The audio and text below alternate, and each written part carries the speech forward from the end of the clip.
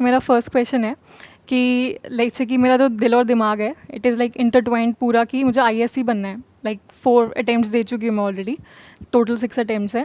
और जैसे मैंने टीचिंग भी स्टार्ट करी है एक अकेडमी में भी, वो भी फ्री ऑफ कॉस्ट ही है। मेरे जो लाइक स्टूडेंट्स हैं वो फ्री ऑफ कॉस्ट मेरे लाइक लेक्चर्स अटेंड करते हैं। बाकी जो एजुकेटर्स के हैं वो पैसे दे के मतलब अटेंड करते हैं। और मैंने लाइक यूट्यूब पे भी शुरू की है पढ़ाना यूपीएससी का ही स्टूडेंट्स को। तो मुझे लाइक ये पूछना है कि साइमल्टेनियसली मेरे को ये लाइक दोनों चीज़ें करनी चाहिए या एक ही चीज़ पे लाइक फोकस करना चाहिए ज़्यादा? देखो, अगर तो कनेक्टेड है तो करने में कोई बुराई नहीं है, बिकॉज कहते हैं ना to teach is to learn twice. तो अगर आप किसी को कुछ सिखा रहे हैं तो आप खुद भी तो सीख रहे हैं ना, तो कोशिश करो वही सिखाओ जो कि आपके भी काम आने वाला है। क्योंकि अभी आपका मेन गोल क्या है? There is a primary goal and there is a secondary goal. Primary goal is to crack it and secondary goal at this point in time is teaching. Right. तो अपने सेकेंडरी गोल को primary goal से connect कर दो, वही पढ़ाओ जो कि आपके काम आने वाला है इसको क्रैक करने के लिए। लाइक कभी कभार क्या होता है कि बर्डनसम हो जाता है कि क्योंकि एक रिस्पॉन्सिबिलिटी भी है एक टीचर की कि ये लाइक पूरा कोर्स कंप्लीट करना है, या यूट्यूब पे भी पूरा मैंने लाइक सीरीज़ वगैरह शुरू करी है एक सब्जेक्ट वाइज। तो कभी कभार बर्डन बन जाता है कि मतलब अपनी पढ़ाई के लिए टाइम नहीं मिलता। तो मतलब करना चाहिए मेरे को मतलब पूरा रेगुलरली या ब्रेक्स में? That's what I am saying, burden लेकर के मत करो। इसलिए मत करो कि वो टीचिंग करके कुछ होने वाला है, क्योंकि आप अकेले नहीं हो, बहुत लोग पढ़ा रहे हैं ऑलरेडी। हाँ, राइट। तो ऐसा नहीं है कि कोई बहुत बड़ा गैप है कि जो सिर्फ आप ही पूरा कर रहे हो। There are thousands of teachers जो ऑलरेडी पढ़ा रहे हैं और बहुत लोगों के लेक्चर्स फ्री में भी अवेलेबल हैं यूट्यूब पर। राइट। तो ऐसा नहीं है कि आप कुछ ऐसा कर रहे हो कि जो कोई और ना कर रहा हो। तो वही करो जो आपके खुद के पहले काम आने वाला है। जैसे हम किसी फ्लाइट में जा रहे होते हैं, वहाँ पे बोलते हैं ना कि साथ वाले को मास्क लगाने से पहले अपना ऑक्सीजन मास्क लगा लो, फिर अपने बच्चे को लगाना। हाँ, राइट। तो ऐसे ही पहले अपना इंश्योर कर लो कि अगर तो ये पढ़ा करके आपको एक तरह का आपका रिवीजन हो रहा है, आपकी जो क्लैरिटी है वो बढ़ रही है, तब तो ठीक है। बट अगर ये करके आप डिस्ट्रैक्ट हो रहे हो अपने मेन गोल से, तो why are you doing it? तो फिर उसको छोड़ सकते हो, उसको 2 साल बाद कर लेना। अभी कौन सी लाइफ कहीं जा रही है? राइट। अगर फुल टाइम ही करनी हो टीचिंग तो 2 साल बाद कर लेना, जस्ट इन केस अगर नहीं हुआ तो। राइट। हाँ, my next question is like किस्मत बोलते हैं कि बहुत बड़ी चीज़ है कि अगर जैसे अभी मेरा क्लियर नहीं हुआ था तो फ्रेंड्स ने भी बोल दिया कोई नहीं, किस्मत में नेक्स्ट टाइम ट्राई कर लियो। और बड़े बुजुर्ग भी कहते हैं कि कोई बात नहीं, किस्मत में नहीं होगा या भगवान को मंजूर नहीं होगा। तो ये जो सक्सेस है तो उसमें लाइक किस्मत का कितना रोल है या सिर्फ हार्डवर्क होता है? ना तो सिर्फ हार्डवर्क होता है, ना सिर्फ किस्मत होती है। पहले समझना पड़ेगा कि किस्मत होती क्या है। आप अपने लिए गोल सेट करते हो, उसके होने की प्रोबेबिलिटी x होती है। हाँ, राइट। फिर जब वो नहीं होता है तो आप बीच में इस कॉन्सेप्ट को ले आते हो जिसको किस्मत बोलते हैं। राइट फ्रॉम डे 1 आपको पता है कि इसकी होने की प्रोबेबिलिटी ये है कि इतने लोग अप्लाई करते हैं, उसमें से इतनों का होता है, इतनों का नहीं होता है। So that is absolutely clear. तो वहाँ पर किस्मत का रोल बीच में नहीं आया। That's simple mathematics. यहाँ पर जो चीज़ समझने वाली है ना वो ये है कि आपकी होने की पॉसिबिलिटी डे 1 से ही आपके माइंड में क्लियर है कि अगर मैं अपना 100% भी एफर्ट करूँगी तब भी प्रोबेबिलिटी यही है। अगर 100% करूँगी तो राइट। अगर 50 करोगे तो बात ही खत्म हो गई ना। हाँ। तो that must be very clear in your mind कि भाई ये एक प्रोबेबिलिटी है, ये मैथमेटिक्स है, ये साइंस है। इसमें बीच में हमको डेस्टिनी कॉन्सेप्ट को घुसाने की जरूरत नहीं है। क्यों? क्योंकि ये गोल किसने सेट किया? आपने खुद ही किया ना। तो कोई और गोल सेट कर लेते जहाँ पे होने की प्रोबेबिलिटी 100% हो। कोई ईजियर एग्जामिनेशन को क्रैक कर लेते, तो फिर क्या आपकी किस्मत अच्छी हो जाती? अगर यहाँ किस्मत खराब है तो अगर आप किसी ऐसी रेस में भाग रहे हो जहाँ पर आपके साथ में लाखों लोग भाग रहे हैं, तो आपकी उस रेस को जीतने की प्रोबेबिलिटी जितनी कम है उतनी ही कम यहाँ पर है। तो ये तो पता है ना, इसमें किस्मत का क्या रोल है। मतलब हर चीज़ में लाइक किस्मत डजंट प्ले मच रोल, मतलब नहीं करती है किस्मत। देखो कहाँ पर रोल प्ले करती है, मैं बता देता हूँ। आप कहीं पर जा रहे हो, सिंपल रोड क्रॉस कर रहे हो, जेब्रा क्रॉसिंग पर सारे ट्रैफिक रूल्स को फॉलो कर रहे हो और सामने उधर रेड लाइट है, तो कायदे से गाड़ी को रुकना चाहिए। बट कोई गाड़ी है वो बहुत तेज़ चलाता हुआ आया और आ करके एक्सीडेंट हो गया, तो इसको आप बोल सकते हो किस्मत।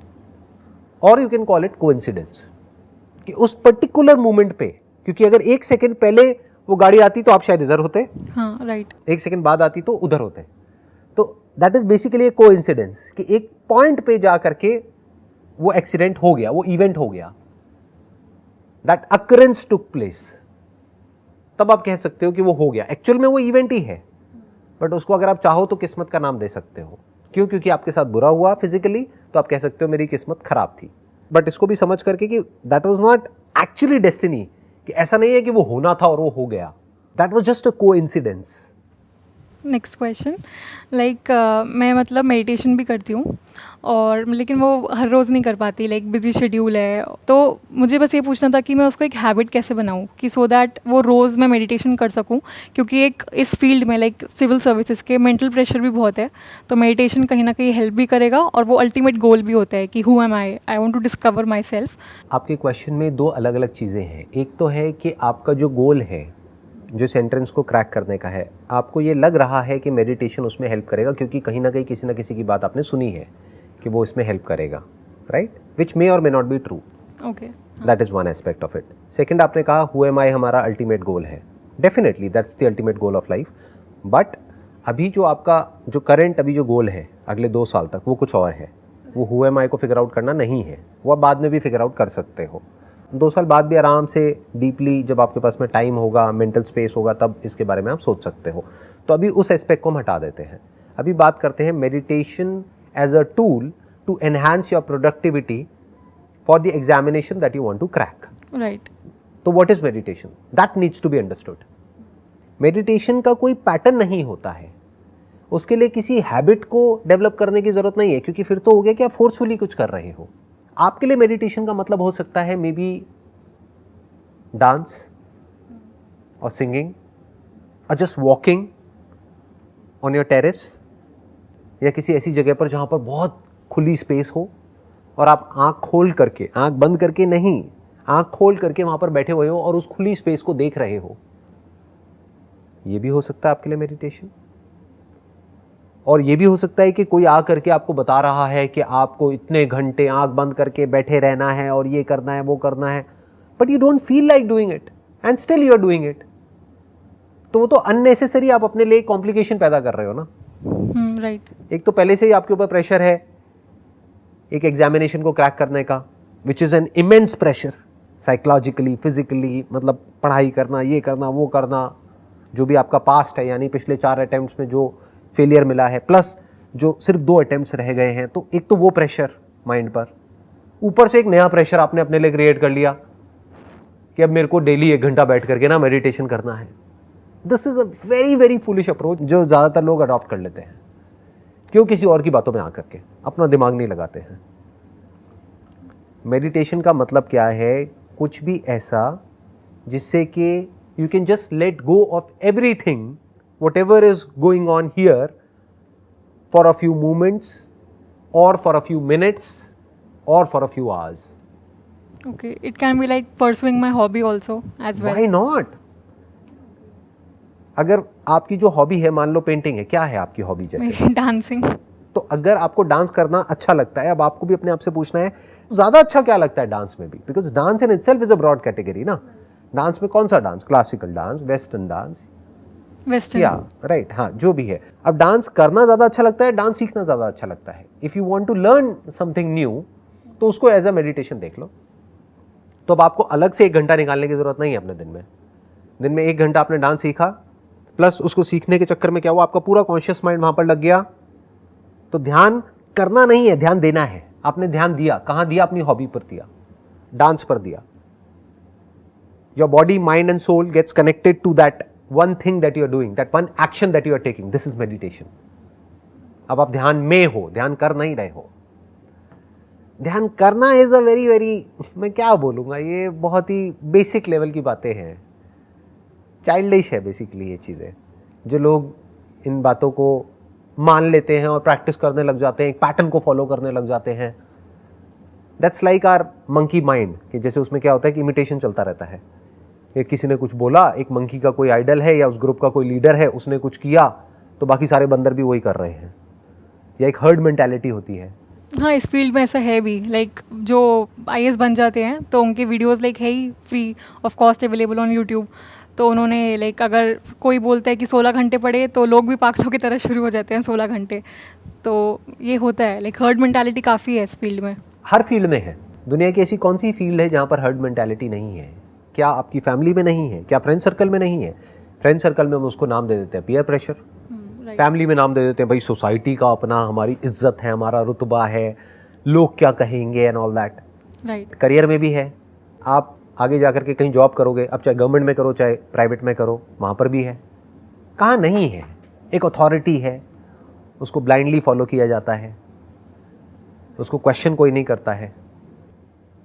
तो this thought that meditation is important for me to crack this examination is basically acting as an authority in your mind, जो कहीं से आपने किसी की ऐसी बात सुन ली है जो एक पर्टिकुलर लेवल पर है, जिसको आप आइडल मानते हो, तो कहीं ना कहीं उसके किसी ना किसी लेक्चर में या कहीं ना कहीं किसी की बातों में आपने सुन लिया कि इट्स गोइंग टू हेल्प, तो आपके दिमाग में बैठ गया it's going to help, but you are not questioning what meditation is. That is more important. ये लाइफ में सिर्फ मेडिटेशन में नहीं, हर जगह काम आएगा। क्वेश्चन करो व्हाट इज मेडिटेशन। मेडिटेशन मतलब ध्यान देना, ध्यान करना थोड़ा ही है। अभी आप ध्यान दे रहे हो ना मेरी बातों पर, Right. तो you are in meditation. This is meditation. Like when I'm fully aware of what I'm When doing. you are aware of what you are doing in that moment, that is meditation. यही तो practice है, और क्या है।